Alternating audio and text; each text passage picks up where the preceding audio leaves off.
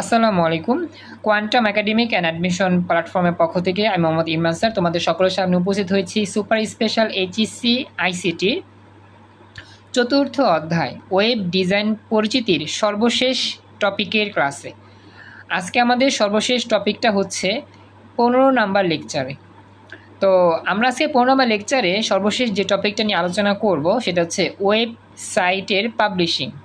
Website publishing.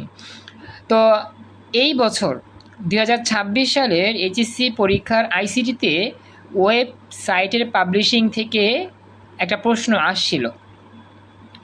তো আসলে এই প্রশ্নটা অনেকেই ভুল উত্তর দিয়েছে, অনেকেই এটা মনে করছিল অন্য টপিকের প্রশ্ন। তো উত্তরটা আসলে ওয়েবসাইট পাবলিশিং হবে, এটা অনেকেই আন্দাজ করতে পারে নাই। তো এটা অনেকটা ক্রিটিক্যাল টপিক বলতে পারা যায়। এমনিতে ক্রিটিক্যাল না, সহজেই, কিন্তু কথা হচ্ছে কিছু জিনিস আমাদের যদি ধারণা না থাকে সৃজনশীল লিখতে গেলে আমরাও ভুল করতে পারি, যেমন এই বছর ভুল করছে বাচ্চারা। তো ওয়েবসাইটে পাবলিশিং যে টপিকটা, এটা আমাদের কোনো ম্যাথমেটিক্স অংশ না, এটা হচ্ছে সম্পূর্ণ মুখস্থ নির্ভর একটা পার্ট, মুখস্থ নির্ভর একটা অংশ। এখন এই মুখস্থ নির্ভর অংশটা যদি ভালো করে লিখতে হয় তাহলে অবশ্যই আমাকে বেসিক ধারণা জানতে হবে। এখন বেসিকটা আমি তোমাদের আজকে দেখাবো, পড়াবো, শিখাবো, এবং মুখস্থ করতে হবে কী কী সেগুলো দেখা দিব, এবং প্র্যাকটিস করাবো যে বোর্ড পরীক্ষার প্রশ্ন কীভাবে আসে। এবং আমি তোমাকে এইটাও বুঝায় দিব যে কোন কোন কথা থাকলে তোমাকে বুঝতে হবে যেটা আসলে ওয়েবসাইট পাবলিশিং হবে। ঠিক আছে? তো এটা আশা করি তোমরা যদি ক্লাস মনোযোগ দিয়ে দেখো তাহলে পুরোটাই ক্লিয়ার হবে। তো আমি যে বইটা ফলো করে তোমাদের দেখাচ্ছি এটা হচ্ছে আমাদের এইটা মাহবুবুর রহমান স্যারের বই, আইসিটি। তো তোমাদের কাছে যে বইটাই আছে সেই বইটাই তোমরা খুলে রাখতে পারো। থ্যাংক ইউ মিম, জয়েন করছো। যেই বইটা আছে সেই বইটা তুমি কি করতে পারো, খুলে রাখতে পারো আর আমারটার সাথে মিলাইতে পারো, সমস্যা নেই। তারপরও দেখো, যদি বুঝতে সমস্যা আমাকে জানাবা। তো শুরু করতেছি। হ্যাঁ, আমি জাস্ট পেজটা বের করি। আমার এই বইটাতে যেই পেজের মধ্যে এই টপিকটা আছে, টপিকটা আমাদের পুরোটাই ব্যাখ্যা, কোনো আমাদের সূত্র নাই, জাস্ট মুখস্থ করতে হবে, মুখস্থ পাঠ। তো বলি, আমাদের ওয়েবসাইট পাবলিশিংয়ের আগে একটা টপিক আছে যেটাকে বলা হয় web page designing. Website publishing একটা টপিক আর ওয়েবসাইট ডিজাইন হচ্ছে আরেকটা টপিক, দুটা কিন্তু সেম না। আমাদের বিষয়টা খেয়াল রাখতে হবে। অনেকে আমরা যে জিনিসটা ভুল করি, অনেকে মনে করি যে ওয়েব পেজ ডিজাইনিং পাবলিশিং প্রায় সেম জিনিস, অনেকে এটা মনে করি, কিন্তু এটা মারাত্মক ভুল, এটা করা যাবে না। ঠিক আছে? ওয়েব পেজ ডিজাইনিং থেকে কোনো প্রশ্ন এখন পর্যন্ত বোর্ড পরীক্ষা আসে নাই, ওয়েব সাইটের পাবলিশিং থেকে এসেছে। এখন কিভাবে এটা আমাদের শিখতে হবে সেটা আমরা দেখব। তো এখন আমরা আসলে এখন ওয়েব পেজ ডিজাইনিং নিয়ে কোনো কথা বলতেছি না, এটা দিয়ে যদি আমাদের আসে নাই টপিক থেকে, তো আমরা এটা স্কিপ করলাম। আমাদের মূল আলোচনা হচ্ছে আজকের ক্লাসের ওয়েবসাইট পাবলিশিং।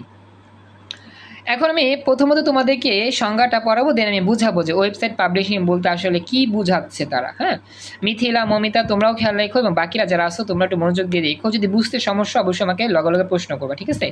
তো আমি একটু ঠিকঠাক করতেছি, জাস্ট একটু ওয়েট করো, জুমটা একটু ঠিকঠাক হোক, দেন আমি স্টার্ট করতেছি ক্লাস। যাদের যে বই আছে সেই বইটা খুলে রাখতে পারো। হ্যাঁ, তো আমি বুঝাই কি কি বলছি, মনোযোগ দিবা। প্রথমত সংজ্ঞা লিখতে হবে। হ্যাঁ, ওয়েবসাইট পাবলিশিংয়ে যদি প্রশ্ন আসে পরীক্ষায়, সংজ্ঞা লিখতে হবে প্রথম কাজ। এরপর হচ্ছে মেন পয়েন্টগুলো আমাকে তুলে ধরতে হবে ব্যাখ্যার মধ্যে। ওয়েবসাইট পাবলিশিং বলতে তৈরিকৃত ওয়েবসাইট কোন ওয়েব হোস্টিং সেবার মাধ্যমে ইন্টারনেটে প্রকাশ করা বোঝায় তার বিষয়টা। আচ্ছা, এটা আসলে প্রথম যেই লাইনটা, এটা বুঝতে সমস্যা হচ্ছে, পরবর্তী লাইনটার দিকে খেয়াল করো। ওয়েব পেজ তৈরি করার পর ওয়েব সার্ভারে হোস্টিং প্রক্রিয়াকে ওয়েবসাইট পাবলিশিং বলা হয়। পরীক্ষাতে যদি তুমি সংজ্ঞা লিখতে চাও, নিচের লাইনটা লিখলেই হয়ে যাবে। সবাইকে বলতেছি মনোযোগ দিও। আমরা যদি পরীক্ষার মধ্যে ওয়েবসাইট পাবলিশিং কাকে বলে সংজ্ঞা লিখতে চাই, তাহলে এইখান থেকে শুরু করে এই পর্যন্ত লিখলেই হয়ে যাবে। তবে আমাকে একটু বুঝতে হবে যে ওয়েবসাইট পাবলিশিং আসলে কি। আমি তোমাদেরকে একটা উদাহরণ দিয়ে সহজে বুঝাই, সবাই খেয়াল রাখবে কথাটা। মনে করো তুমি বিজনেস করতে চাচ্ছ, অনলাইনে একটা বিজনেস চালু করতে চাচ্ছ। তো যখন তুমি একটা বিজনেস পলিসি চিন্তা করবা, বিজনেস করার চেষ্টা করবা, অবশ্যই তোমার একটা অনলাইনে বিজনেস পেজ থাকতে হবে বা বিজনেস সাইট থাকতে হবে, যেটাকে বলা হবে তোমার ওয়েবসাইট। সবাই মনোযোগ দিয়ে শুনো, তোমাকে দিই, তোমার গল্পটা দিয়ে বুঝাচ্ছি যাতে তুমি বুঝতে পারো। তো তুমি যে কাজটা করলা, যারা ওয়েবসাইট তৈরি করে তাদের কাছে গিয়ে বললা যে আমি তো অনলাইনে একটা বিজনেস করতে চাচ্ছি, আমার একটা ওয়েবসাইট তৈরি করে দেন। তো সুন্দর করে তারা কি করলো, তোমার নাম দিয়ে বা তুমি যেই নামে বিজনেস যে ওয়েবসাইট তৈরি করতে চাও সেটা তুমি বলেছো তাদেরকে, তারা তোমার মন মতো একটা ওয়েবসাইট তৈরি করে দিল। এখন কথা হচ্ছে, এই ওয়েবসাইট যখন তারা তোমার কাছে তৈরি করে দিল, এই ওয়েবসাইটটা তুমি আর ইন্টারনেটে পাবলিশ করো নাই, তুমি তোমার নিজের কাছে ওয়েবসাইটটা রেখা দিছো। এখন কথা হচ্ছে, এই ওয়েবসাইট কিন্তু পৃথিবীর কোনো জায়গাতেই খুঁজে পাওয়া যাবে না। স্যার আমি বইতে পাচ্ছি না। আচ্ছা মিথিলা বলি, ওয়েবসাইট পাবলিশিং পাবা তোমাদের বইতে। আমি পেজটা বলি, পেজটা হচ্ছে, তোমরা তো হচ্ছে গিয়ে যে এই বইটা না তোমাদের তো অক্ষরপত্র বই, আমি বলি পেজটা কোন জায়গার মধ্যে আছে, জাস্ট ওয়েট করো, আমি এটা বলতেছি। এটা হচ্ছে তোমরা বের করে দেখতে পারো যে 407 পৃষ্ঠা যাও, তাহলে পেয়ে যাবে এই যে লেখা আছে ওয়েবসাইট পাবলিশিং। তো এই বইটাতে আসলে অনেক বড় করে লেখা, তো এখানে অনেক ডিটেলস লেখা, তো এত কিছু আমাদের দেখতে হবে না, মূল পয়েন্টটা বুঝতে পারলেই হবে। হ্যাঁ, 407 পৃষ্ঠা বের করতে পারো মিথিলা। তো যেটা বলতেছিলাম, ওই যে তোমার বিজনেসের জন্য তোমাকে একটা ওয়েবসাইট তৈরি করে দিয়েছে। এখন এই ওয়েবসাইটটা তুমি ইন্টারনেটে পাবলিশ করো নাই, নিজের কাছে রেখা দিছো।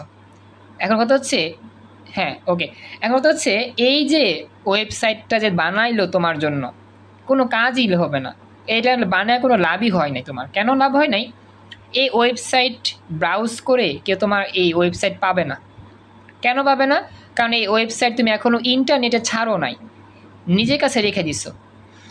আমি কথাটা আরও বলতেছি, সাপোজ তুমি মোবাইল ফোন দিয়ে তোমার বাসার প্রকৃতির একটা ছবি তুলছো, যে আমার বাসায় অনেক সুন্দর একটা প্রকৃতি আছে, বাসায় আমার বিড়াল আছে, খরগোশ আছে, সব কিছু সুন্দর করে তুলে তুমি কি করতে চাচ্ছ, এটা সবাইকে দেখাতে চাচ্ছ।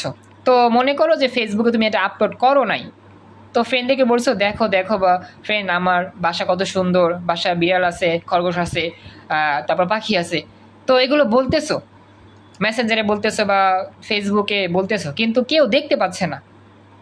সবাই বলতেছে যে কি বলো উল্টাপাল্টা কথা, আমরা তো কেউ দেখতে পাচ্ছি না, কোথায় তোমার খরগোশের ছবি, কোথায় তোমার বিড়ালের ছবি, পাখির ছবি, কোথায় দেখতে পাচ্ছি না। তো তো বলবো এই যে আমি ছবি তুলে রাখছি মোবাইলে। এখন কথা হচ্ছে, তুমি ছবি তুলে মোবাইলে রাখছো, এটা তো তুমি ফেসবুকে এখনো দাওই নাই, তো ফেসবুকে না দিলে কি তোমার বন্ধুরা কি দেখবে তোমার ছবিগুলা? আমার কথা কি বুঝতে পারছো? একটু রেসপন্স করবা মিথিলা, মমিতা।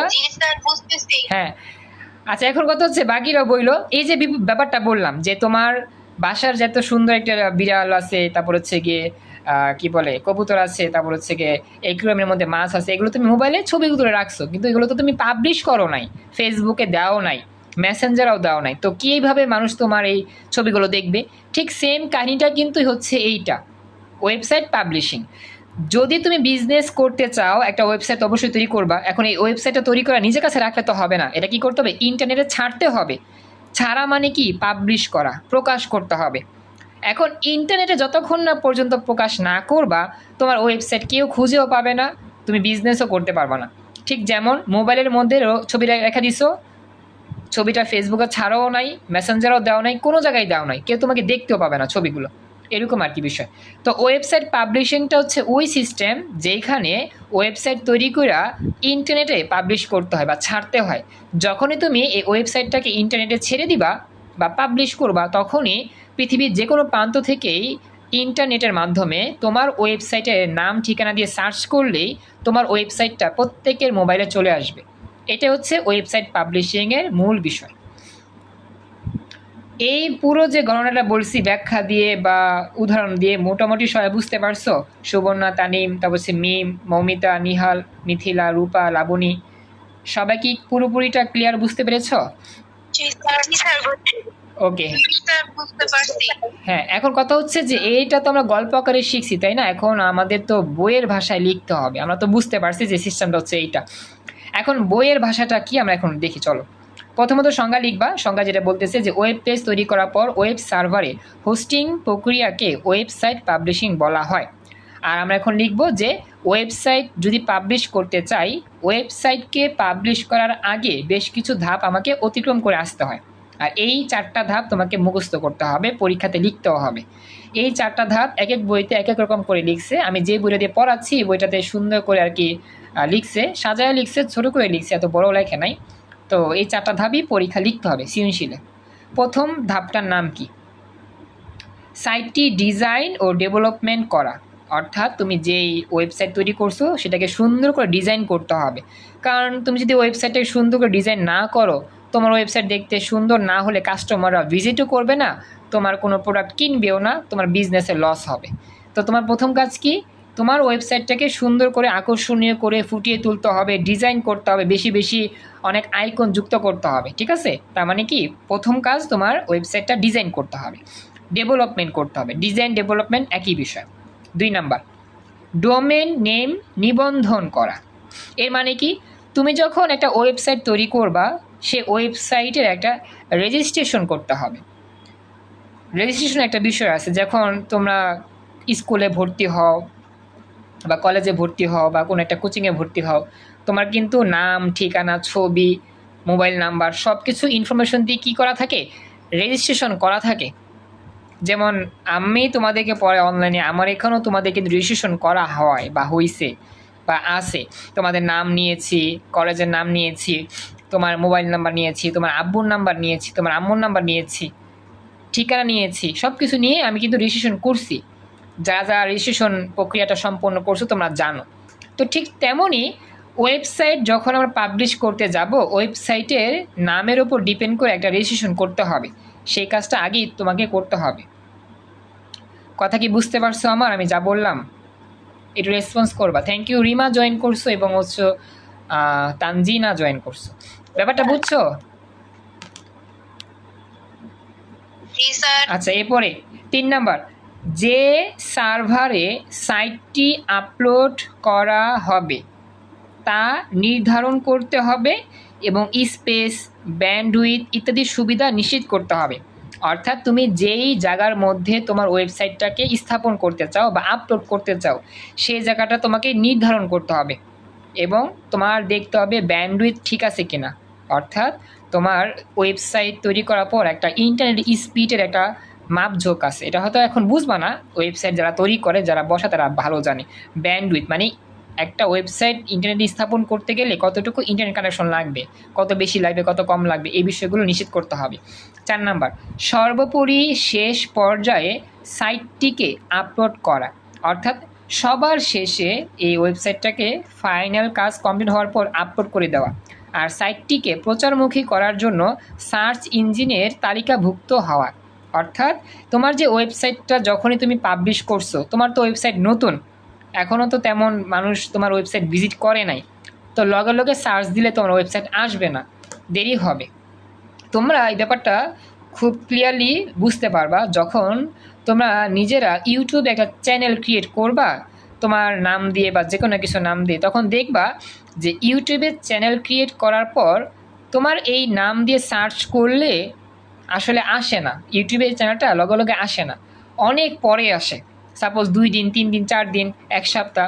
অর্থাৎ যখন তোমার এই ইউটিউবের যেই সিস্টেমটা আস্তে আস্তে পুরাতন হবে বা তোমার এই ইউটিউবের চ্যানেলটা আস্তে আস্তে গ্রো করবে, আপডেট হওয়া শুরু করবে, তখনই সবার কাছেই চলে আসবে বা যখনই সার্চ দিবে যে কেউ নতুন, তোমার ইউটিউব চ্যানেলটা কি তার মোবাইলে শো করবে। কিন্তু একবারে প্রথম প্রথম একটা ইউটিউব চ্যানেল খুললে লগে লগে কিন্তু সব মোবাইলে শো করে না, এটা চাইলে তোমরা দেখতে পারো। ঠিক তেমনই ওয়েবসাইট যখন নতুন আপলোড করা হয়, ইন্টারনেটে ছাড়া হয়, লগে লগে সে ওয়েবসাইট সার্চ করলে আসে না, কিছু সময় লাগে। তো এই ওয়েবসাইট যদি তুমি সবার সামনে নিয়ে আসতে চাও, সবাইকে দেখাতে চাও, অবশ্যই সার্চ ইঞ্জিনের তালিকার মধ্যে তোমাকে রাখতে হবে। এখন এই কাজটা রাখার প্রক্রিয়াটা অন্যরকম, এটা তোমরা দেখলে বুঝবা, না দেখলে তো বুঝবা না। আপাতত মনে রাখবা যে এটা হচ্ছে একটা সিস্টেম, যে আপলোড করার পর তালিকাবদ্ধ করতে হয়। শুনতে পাবা, আমার তো সবই ঠিকঠাক আছে। আচ্ছা, বাকিরা তোমরা কি আমার কথাগুলো ভালো করে শুনতে পাচ্ছ, দেখতে পাচ্ছ, সব কিছু কি ঠিকঠাক আছে না কোনো সমস্যা হচ্ছে? আচ্ছা, শেষে 2টা মিলিয়ে না, আচ্ছা আচ্ছা বলি, শেষে 2টা মিললে সমস্যা নাই, যাদের বইতে না মিলছে সমস্যা নেই। মেন পয়েন্টগুলো আমি এখন ব্যাখ্যা করবো, বুঝছো? মেন পয়েন্টে আরও কিছু বলছে। এটা হচ্ছে ধাপ মেন যে পয়েন্ট, সে পয়েন্টগুলো এখন আমরা আলোচনা করব। এই হচ্ছে মেইন পার্ট। দেখো, মিলবে, সবই মিলবে, আগে পরে থাকবে। স্যার এটা তো হচ্ছে পয়েন্ট করা না। এই যে পয়েন্ট এটা হচ্ছে আপনারটা হচ্ছে বড় করে দাও আর আমারটা হচ্ছে ছোট করে দাও। ছোট ব্যাখ্যাটা পড়তে হবে। আচ্ছা বলি, ব্যাখ্যা ছোট করে বলতে তোমার ব্যাখ্যাটা বড় এখানে, তুমি দেখো 2 পৃষ্ঠা লাগায় এক একটা ব্যাখ্যা, খেয়াল করো। পয়েন্টটাও স্যার ছোট। আমি বলি, এই যে এটা 3 আর 4 নাম্বার পয়েন্টটাও ছোট। 3-4 পয়েন্ট ছোট, কিন্তু আমি দেখলাম যে বইটাতে বড়। দেখো যে 1 নম্বর পয়েন্টটা কি, 1 নম্বর পয়েন্টটা বইয়ের মধ্যে ছোট, ঠিক আছে। 2 নাম্বারটা এই দেখো কত বড়, 2 নাম্বার লিখছো, ব্যাখ্যা দেখো অনেকগুলো। 3 নাম্বারটা দেখো হোস্টিং করা ব্যাখ্যাটা কিন্তু আরও বড়। হোস্টিংয়ের প্রকারভেদ, তারপর হচ্ছে উইন্ডোজ, কত কিছু, বিনামূল্য হোস্টিং, এটা সেটা কত কিছু, এত কিছু লেখার কি সুযোগ আছে প্রশ্ন পরীক্ষার মধ্যে? দেখছো অনেক বড়, এত কিছু তো লিখতে পারবো না আমরা। এরপরে লাস্টে হচ্ছে কি এই যে ওয়েবসাইট প্রেরণ, এই যে 4 নাম্বারটা, এটা তো আছে সামনে, তো দেখাইনি, যেগুলো তো আছে 3 নাম্বারের মধ্যে। তারপরে 4 নাম্বারে গিয়ে শেষ হয়েছে। তো এটা আসলে বড়, বুঝছো, আমি চাচ্ছিলাম না এই বইটা থেকে তোমাদের দেখাইতে। এরপর হচ্ছে 5 নাম্বার ধাপও বলছে যে সার্চ ইঞ্জিনে সাবমিট করা, আবার 5 নাম্বার ধাপে নিচে সার্চ ইঞ্জিন সাবমিট করা। তো আসলে এত কিছু লাগে না, মোটামুটি 4টা ধাপ লিখলেই হয়। তারপর যদি লাগে আমি দেখা দিব, সমস্যা নেই, ঠিক আছে। আচ্ছা, মোটামুটি এতটুকু 4টা দিলেই হয়ে যাবে। এখন আপাতত তো এতটুকু বুঝতে পারছো যে হ্যাঁ, এই সিস্টেম মতো ফলো করলেই মতো কাজগুলো হয়ে যায়। বাকিরা যারা আসছো আমার কথা কি বুঝতে পারছো, এটা আমাকে জানায়ও। মিথিলা বলছো, ঠিক আছে, আমি যতটুকু বললাম। মিথিলা, ওইটা হচ্ছে গিয়ে তোমার একটু বড় ফন্ট, তোমাদের যে বইটা, যে বড় ফন্ট সব পড়তে হবে না, আমি দাগা দিব না কোনগুলা পড়বো, আপাতত আমি এটা দিয়ে পড়ায় বুঝা দিই। ওকে, তো চলো, আমাদের পরীক্ষাতে সৃজনশীল লেখার জন্য আমরা এইখান থেকে মেন পয়েন্টগুলো টার্গেট করে লিখব। প্রথম যেই নিয়ম, সেটা হচ্ছে ওয়েবসাইট ডিজাইন করব এবং ডেভেলপমেন্ট করব। কীভাবে করব? ওয়েবসাইটের কন্টেন্টগুলো বিভিন্ন পেজে কিভাবে প্রদর্শিত হবে তার ডিজাইন করাকে ওয়েব পেজ ডিজাইন বলা হয়। সাইট ডিজাইনকে 2 পর্যায়ে ফেলা যায়, মানে 2টা ভাগে একটা ওয়েবসাইট ডিজাইন করা যায়। একটি হচ্ছে সাইটের গ্রাফিক্স ডিজাইন অংশ, আর সেটি থেকে কোড করার উপযোগী ফরম্যাট তৈরি করা, এবং অপরটি হচ্ছে পিওর কোডিংয়ের মাধ্যমে সাইটটিকে কার্যোপযোগী করে তোলা। অর্থাৎ এখানে তো অনেক মেকানিজম বলছে, এত কিছু মনে না থাকলে তুমি এটাকে সহজ ভাষায় লিখতে পারো যে ওয়েবসাইটের কন্টেন্টগুলোকে বিভিন্নভাবে সাজানো যায়। সাজানোর জন্য 2টা পর্যায় আছে। প্রথম পর্যায়ের নাম হচ্ছে গ্রাফিক্স ডিজাইন করা, 2 নম্বর পর্যায়ের নাম হচ্ছে কোডিংয়ের মাধ্যমে সাইটটাকে উপযোগী করে তোলা। এইভাবে সাজায় লিখতে পারো। আমি যে কথাগুলো বলছি এই কথাগুলো লিখলেও হয়ে যাবে। এরপরে ওয়েব পেজ গ্রাফিক্স ডিজাইন সাধারণত গ্রাফিক্স সফটওয়্যার যেমন ফটোশপ দিয়ে করা হয়। তোমরা জানো আমরা যে ছবি তুলি না, যে ক্যামেরার দোকানে গিয়ে ফটোশপের দোকানে গিয়ে ছবি তুলি না, তো ছবি তোলার পর আমাদের যে ছবিগুলো কত সুন্দর করে তারা কি করে কাট করে, ডিজাইন করে, কালারে সাদা বানায়, সাদারে কালা বানায়। তো এগুলো কীভাবে করে জানো? এগুলো হচ্ছে গ্রাফিক্সের কাজ। এই গ্রাফিক্স সফটওয়্যার ফটোশপ দিয়ে করে। তোমরা দেখছো কম্পিউটারে যখন তারা ছবিটা নেয়, এরপর কিন্তু অনেক কাজ করে, সুন্দর করে, তারপর হচ্ছে গিয়ে অনেক স্টাইল করে, অসুন্দর থাকলে, কালো থাকলে সাদা করে, রঙিন করে। দেখছো এগুলা? কম্পিউটারে কিন্তু এই কাজগুলো করতে হয়, এগুলোকে বলা হয় গ্রাফিক্স কাজ। গ্রাফিক্স সফটওয়্যার দিয়ে এটা করতে হয়, ফটোশপ দিয়ে করা হয়। তোমরা কি বুঝতেছো আমার কথা? এগুলো দেখছো না? ছবি তুলতে গিয়ে দেখছো না এগুলা সব? কথা বুঝতেছো? রেসপন্স করতে হবে। হ্যাঁ, ফটোশপ ঠিকই। ফটোশপটা হচ্ছে তোমার একটা ছবি তুলবে, মোবাইল দিয়ে একটা ছবি তুলে সে ছবিটাকে সুন্দর করে বের করবে, খুব এডিট করে। তুমি যখন মোবাইলের ছবি তুলো, সেলফি তুলো না, তোমরা সেলফি তুলে তোমরা কী করো? আপলোড দাও। তো সেলফি তুলে তোমরা কী করো? ওই যে জিকিমিকি কী জানি বলে, ডিজাইন করো, কত রকম ওয়াটারমার্ক দাও। হ্যাঁ, কী করো? হ্যাঁ, এডিটিং করো, এডিটিং, এই তো। হ্যাঁ, এডিটিং করো। তো এই যে এডিটিংগুলো যে করো, এগুলো কম্পিউটারে করা যায়, যেগুলোকে বলা হয় গ্রাফিক্স সফটওয়্যার ডিজাইন, ফটোশপের কাজ। এই বিষয়টা আমার ওয়েবসাইটের মধ্যেও আছে। তো ফটোশপ দিয়ে করা হয় এবং পরবর্তীতে HTML ব্যবহার করে ওয়েব পেজ তৈরি করা হয়। দেখছো, আমরা যদি ওয়েবসাইট তৈরি করতে চাই সেখানে ওয়েব পেজ লাগবে, আর ওয়েব পেজ তৈরি করতে গেলে HTML শিখতে হবে, যে HTML আমরা এখন তোমাদের শেখাচ্ছি বা শিখাবো। এছাড়া বিভিন্ন সার্ভার সাইট স্ক্রিপ্ট স্ক্রিপ্টিং ভাষা ব্যবহার করে ডেটাবেস থেকে ডেটা ওয়েব পেজে প্রদর্শন করা হয়। অর্থাৎ এই ধাপে ওয়েব পেজ ডিজাইন করা হয়, ডেভেলপমেন্ট করে পূর্ণাঙ্গ একটা ওয়েবসাইট তৈরি করা হয়। মূল কথা হচ্ছে এখানে যা যা পড়ছো সব তো আর মুখস্থ করতে হবে না, যেই বিষয়টা তোমার মনে থাকবে বা সাজায় লিখতে পারবা সেটাই তুমি লিখবা নিজের ভাষায়। তুমি বইয়ের ভাষাটা পড়বা এবং নিজের মতো করে সাজায় লিখবা, বা আমি তোমাকে যেটা পড়ছি সেটা লিখে দিলেও কিন্তু তোমার হয়ে যাবে। সবাইকে প্রথম যে পয়েন্ট নিয়ে আলোচনা করছি, প্রথম পয়েন্টের ব্যাখ্যা কি ভালো করে বুঝতে পারছো? আমাকে একটু জানাইও। আচ্ছা জি স্যার। ওকে, এবার যাই 2 নাম্বার যে পয়েন্ট, সেই 2 নাম্বার পয়েন্ট থেকে আমি আলোচনা করি। তো 2 নাম্বার পয়েন্টের নামটা মুখস্থ করবা, ডোমেইন নেম নিবন্ধন, অর্থাৎ রেজিস্ট্রেশন করতে হবে। প্রত্যেকটি ওয়েবসাইটের একটি স্বতন্ত্র নাম থাকতে হয়, যেটিকে ডোমেইন নেম বলে। এই কথাটা আমি একটু বুঝাই। মনে করো যে তোমার যেই জন্ম নিবন্ধনে তোমার একটা ছবি থাকে, তোমার একটা নাম থাকে, তোমার আব্বুর নাম আম্মুর নাম থাকে, ঠিকানা থাকে। প্রশ্ন হচ্ছে তোমার জন্ম নিবন্ধনের সাথে পৃথিবীর আর কারো জন্ম নিবন্ধন মিলবে নাকি মিলবে না? বলো তো, হুবহু মিলবে? হ্যাঁ, মিলবে না। দেখা যাবে কি তোমার নামের সাথে কারো নাম মিললেও তার বাবার নাম তোমার বাবার নাম মিলবে না, তার মার নাম তোমার মার নাম মিলবে না, তার বয়স তোমার বয়স সেম হবে না। ঠিক আছে, তার মানে অবশ্যই পার্থক্য থাকবে। ঠিক সেম টু সেম প্রত্যেকটা ওয়েবসাইট, পৃথিবীর প্রত্যেকটা ওয়েবসাইটে এরকম একক ওয়েবসাইট, অর্থাৎ একটা ওয়েবসাইটের সাথে আরেকটা ওয়েবসাইটে কোনো মিল থাকবে না। নামে মিল থাকতে পারে কিন্তু গঠনগত মিল থাকবে না।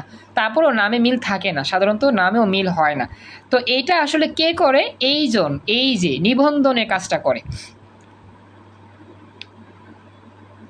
আচ্ছা তানিম, ভয়েসের কথা বলতে হবে, প্রশ্নটা ভয়েসে করলে বুঝবো, আদারওয়াইজ আমি তোমার প্রশ্ন বুঝি নাই। তানিম, ভয়েসে তুমি প্রশ্নটা করো। ডোমেইন ফিঙ্গারপ্রিন্টের মতো নাকি স্যার? হ্যাঁ, ভেরি গুড, চমৎকার, ফিঙ্গারপ্রিন্টের মতো। পৃথিবীর ফিঙ্গারপ্রিন্ট প্রত্যেকের মানুষের যেমন আলাদা, ডোমেন নেম নিবন্ধনও সেম, আলাদা আলাদা। এটা আর কি বিষয়। তো এই জন্য বলতেছে যে এই ডোমেন নেমের মাধ্যমে একটি ওয়েবসাইট সকলের কাছে পরিচিতি লাভ করে। মনে রাখবে, এটা লিখতে হবে। একটা ওয়েবসাইট ভাইরাল হবে। কীভাবে ভাইরাল হবে? এই রেজিস্ট্রেশনের মাধ্যমে ভাইরাল হবে। এটা কে করবে? ওয়েবসাইট যারা কাজ করে ওয়েবসাইট নিয়ে তারা করবে। বিভিন্ন কোম্পানি ডোমেন নেম রেজিস্ট্রেশন সেবা প্রদান করে। দেখছো, বিভিন্ন কোম্পানি কাজটা করে। তোমার ওয়েবসাইটটা তারা নিবে, তোমার নাম নিবে, ঠিকানা নিবে, তোমার যাবতীয় সব ইনফরমেশন নিয়ে তারা রেজিস্ট্রেশন করবে। অবশ্যই টাকা পয়সা দিতে হবে তাদেরকে, তারা ফ্রি করবে না, অবশ্যই টাকা পয়সা দিয়ে করবে। তো বিভিন্ন কোম্পানি এই কাজগুলো করে। বাংলাদেশে অনেক প্রতিষ্ঠান রয়েছে যারা বাইরের নামকরা বিভিন্ন প্রতিষ্ঠান হতে ব্যবহারকারীদের জন্য ডোমেন নেম নিবন্ধনের ব্যবস্থা করে দেয়। ডোমেইন বিষয়ে এদের কাছ থেকে সহায়তা পাওয়া যায়। কারো কাছে ইন্টারন্যাশনাল ক্রেডিট কার্ড কিংবা পেপ্যাল এর অ্যাকাউন্ট থাকলে সেক্ষেত্রে তিনি সরাসরি নিজেই ডোমেইন নেম কিনতে পারেন। এই যে পেপ্যাল অ্যাকাউন্ট হচ্ছে একটা আমাদের কমিউনিকেশনের একটা সিস্টেম, টাকা আদান প্রদান, টাকা লেনদেনের ব্যাপার স্যাপার পেপ্যালের মাধ্যমে এটা হয়। তুমি আর কি পেপ্যালের মাধ্যমে তোমার ওয়েবসাইটটাকে বাহিরের কান্ট্রির মানুষের কাছ থেকেও করতে পারবা, ডোমেন রেজিস্ট্রেশন করে নিতে পারবা। এটা পেপ্যালের মাধ্যমে করা যায়।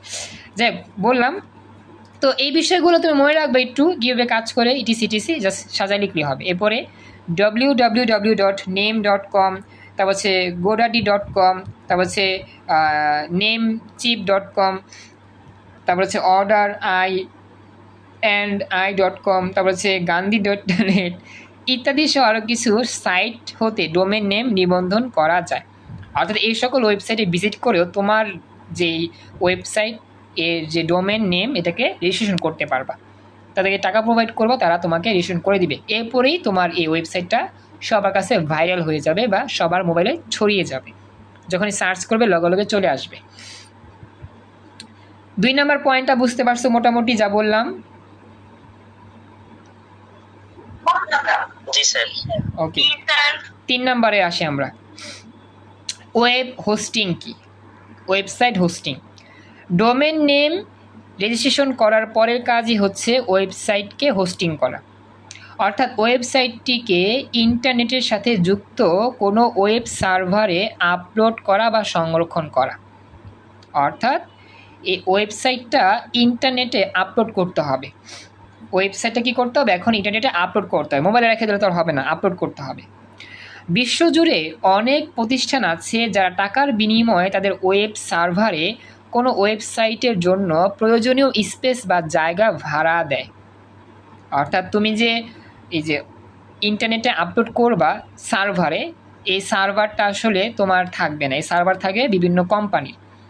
তো তারা তাদের সার্ভারে তোমার এই ওয়েবসাইটটাকে রাখবে, এর জন্য তোমাকে ভাড়া দিতে হবে, কিনতে হবে কিছু সময়ের জন্য, 1 দিন 2 দিন 3 দিন বা কয়েক সপ্তাহ হইতে পারে, এটা আমি শিওর না কতদিন লাগে। তো তাদের কাছ থেকে ভাড়া নিয়ে তোমার ওয়েবসাইটটাকে কী করতে হবে, ইন্টারনেটে রাখতে হবে, না রাখলে তো এটা আসলে হবে না, পাবলিশ হবে না। কোনো ব্যক্তি বা প্রতিষ্ঠান তার সাইটের কন্টেন্টের উপর ভিত্তি করে প্রয়োজন অনুযায়ী বিভিন্ন ডিস্ক স্পেসের হোস্টিং সেবা নিয়ে থাকে। অর্থাৎ তোমার ওয়েবসাইট যদি বড় হয়, তোমাকে বেশি টাকা দিয়ে ভাড়া নিয়ে ওয়েবসাইটে রাখতে হবে, হোস্টিং করতে হবে। ছোট হইলে কম টাকা পারবা। এক্ষেত্রে মাসিক ট্রাফিক ভলিউম, সংযোগ গতি, 24 ঘন্টা সেবা, প্রতিদিন ডেটার ব্যাকআপ, ব্যান্ডউইথ বা কন্টেন্ট বিধিনিষেধ, ডেটাবেস অ্যাক্সেস ইত্যাদি বিষয় যাচাই বাছাই করে নেওয়া প্রয়োজন। এগুলো আনুষঙ্গিক বিষয় পড়ে নিবা। সাধারণত যেসব কোম্পানি ডোমেন নেম নিবন্ধন করে থাকে তাদের প্রায় সকলেই হোস্টিং সেবাও দিয়ে থাকে। অর্থাৎ তুমি যেই কোম্পানির কাছ থেকে ওয়েবসাইটটা রেজিস্ট্রেশন করবা তাদের কাছে বললেও হবে, তারাও তোমার কি করবে, এই ওয়েবসাইটটা হোস্টিংয়ের কাজ করে দিবে। তবে টাকা পয়সা একটু দিতে হবে তাদের বেশি। প্রথমে তাদের রেজিস্ট্রেশনের কাজ, রেজিস্ট্রেশনের একটা বিল দিতে হবে, এবং হোস্টিংয়ের বিল দিতে হবে। সবাইকে এতটুকু কথা বুঝতে পারছো যা বলছি? আচ্ছা, এরপরে ওকে, থ্যাংক ইউ। এরপরে এক্ষেত্রে অনেকেই বিশেষ হোস্টিং প্যাকেজ সেবা প্রদান করে যা অনেক সময় অর্থ সাশ্রয়ী হয়ে থাকে। সাইটটি কী ল্যাঙ্গুয়েজ বা কী ধরনের প্রযুক্তি দ্বারা তৈরি হয়েছে তার উপর ভিত্তি করে সার্ভারের ধরন নির্ধারণ করা হয়। ওয়েব হোস্ট কোম্পানির কাছ থেকে হোস্টিং প্যাকেজ কিনলে তারা ক্রেতাকে পাসওয়ার্ড সহ একটি কন্ট্রোল প্যানেল প্রদান করে, মানে তোমাকে একটা কন্ট্রোল দিবে আর কি। অনেক কোম্পানি রয়েছে যারা গ্রাহকের হয়ে নিজেরাই সাইটের তদারকি করে থাকে। অর্থের বিনিময়ের পাশাপাশি বিভিন্ন কোম্পানি আছে যারা ফ্রি হোস্টিং সার্ভিসও দেয়, মানে কি যারা একটু টাকা পয়সা ছাড়া তোমাকে কী করবে, হোস্টিং সার্ভিসটা দিবে। ওকে, ওয়েব হোস্টিং শেষ। এখানে কোনো প্রশ্ন আছে কারো? ওয়েব হোস্টিং নিয়ে কারো কোনো প্রশ্ন আছে? বুঝছেন সবাই? আচ্ছা, তাহলে আমরা এখন যাচ্ছি হ্যাঁ 4 নং লাস্ট অংশ, যেটাকে বলতেছি ওয়েবসাইটটিকে সার্চ ইঞ্জিনের মধ্যে তালিকাভুক্ত করতে হবে। এটা ভালো করে পড়বো আমরা। বলতেছে যে ওয়েবে কোনো তথ্য খোঁজার জন্য বেশ কিছু সার্চ ইঞ্জিন কাজ করে, যেমন গুলুগুলু মানে গুগল, আমি আসলে এটা দুষ্টামি করে বলি। তারপর হচ্ছে কি ইয়াহু, আচ্ছা ইয়াহু, ও যে কমন পড়ছে, মিথিলা মৌমিতার কমন পড়ছে কথাটা না? ওদের তো আমি ক্লাসে যখন পড়াইছিলাম তখন তো এগুলো বলছিলাম। ওকে, মিথিলা কই, তুমি শুনতেছ? তোমার কমন পড়ে নাই?